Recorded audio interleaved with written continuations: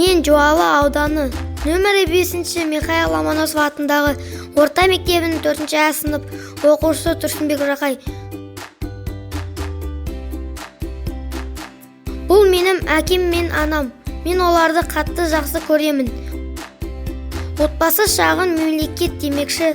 Біздің отбасымызды 7 адам құрайды. Атам, әжем, анам мен әкем. Менен кейін 2 інім. Үйдің үлкені болғандықтан көбінесе әкемнің қасында жүремін.